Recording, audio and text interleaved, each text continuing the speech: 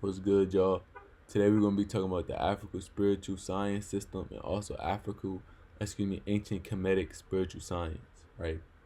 So spirituality and science are tightly linked in an African spiritual science system. There's almost no way to divide these two ideologies. Spirituality evokes vastness, space, eternity, and darkness, dark energy plus matter, whereas science copes with objects, matter, and energy and motion, limitations, affinity, and light, which is why religion primarily neglects spirituality, because once you become spiritual, you see the reasoning behind everything.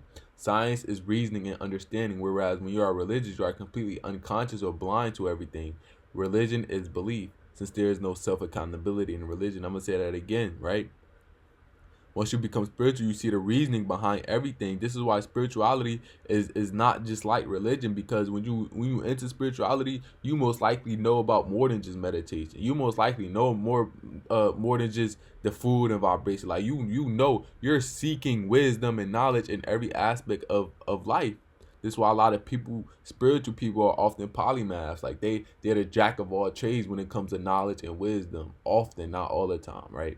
And so you become spiritual, you see the reason behind everything. Science is reasoning and understanding, whereas when you are religious, you are completely unconscious or blind to everything. Religion is belief, since there's no self-accountability in religion. Because you cannot separate what is inherently and externally related, every black person being is tied to every other black person's life throughout space, aka vastness and time.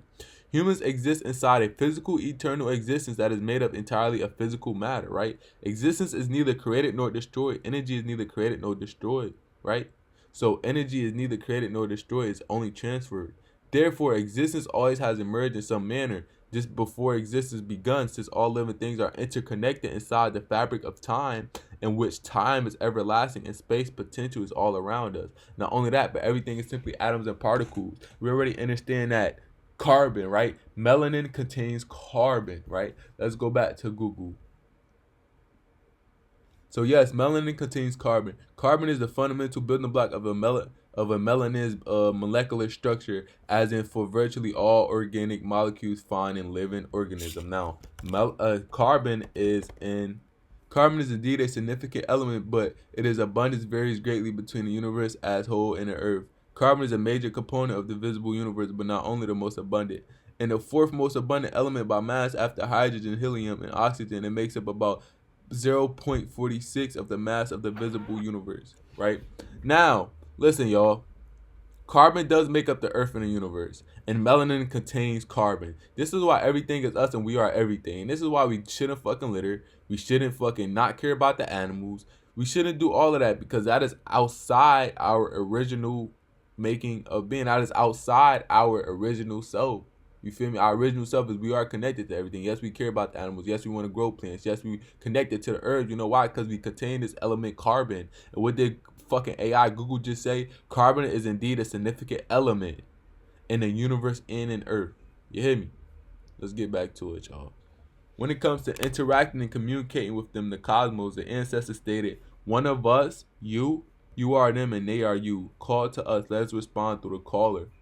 These letters represent functions that are inside of you, and you are around you are excuse me, and around you protected from them within you. They are not superheroes. These are all aspects of yourself, and this is why when ancient Egyptians had multiple gods, oh, they got multiple gods. They believe in the devil. No, this is all different aspects of us. That's all it is, y'all. Because people often are scared of what they don't understand. That's the problem. Ancient Kemet, spiritual science, right? Spiritual philosophy originated, then created, and sustained the sciences in ancient Kemet, which was known as spiritual science. The sciences, on the other hand, coexisted with philosophy, but then had to allow time for the word to be spoken, manifested.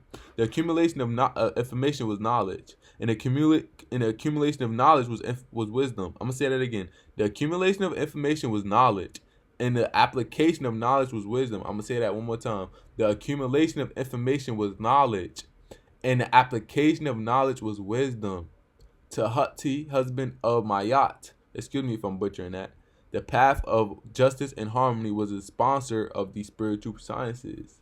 Tahuti, he was the scribe of the Neteru gods and the deity which represents wisdom and knowledge, also represented as ibis or a baboon, excuse me. Tahuti is connected to the moon, wisdom, scribes, and sciences. At judgment time, he would write the weighing of the soul, symbolizes word power, intellect, and wisdom.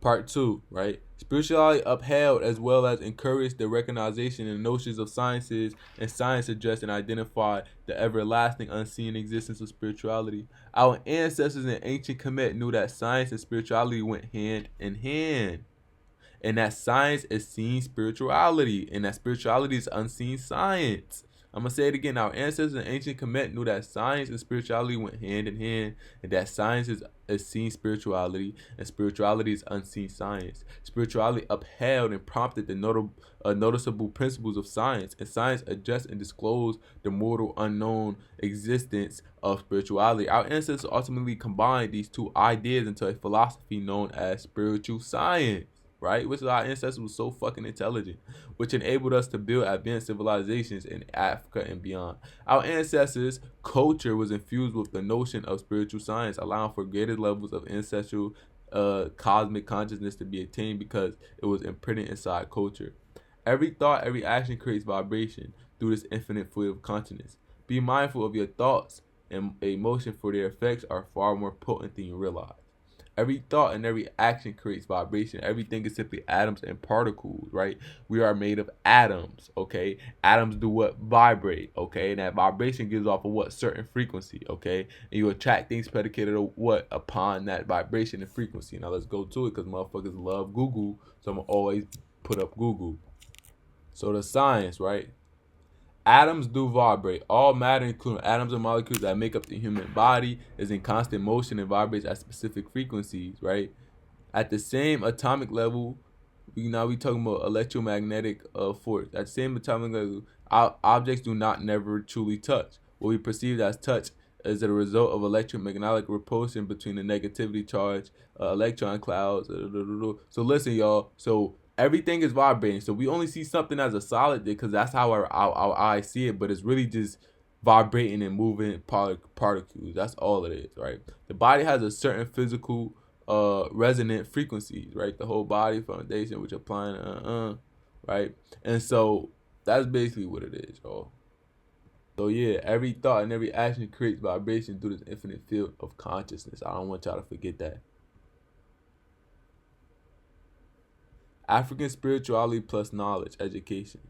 The procedure of one becoming knowledgeable, aka educated, is founded in the process of salvation, which has been clearly perceived as a separation and enlightenment or awakening of the soul or divine consciousness from the body in the bounds of the lower consciousness body and solid physical embodiment.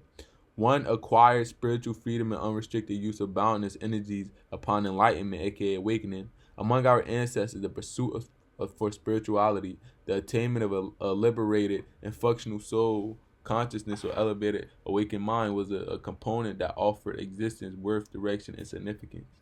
True teaching is not an accumulation of knowledge. It is an awakening of consciousness which goes through successive stages. Alright, and I'm gonna leave y'all on that. Alright, we got a lot more spiritual science, African spirituality to come. Alright, but they got us disconnected from our roots. Okay? And I just want to reiterate a couple things before I leave y'all, man.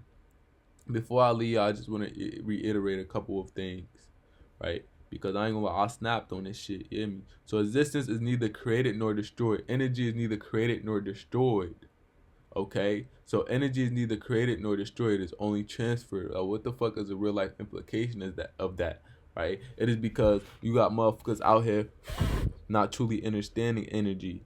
Okay, so you have so much energy available to you. My question is, what kind of energy are you tapping into, and what are you doing with that energy? Everything is a transfer of energy. So watch what you eat, because energy is neither created nor destroyed. It is only what the hell we just said. So what does the AI say? Energy is neither created nor destroyed, only transferred or transformed.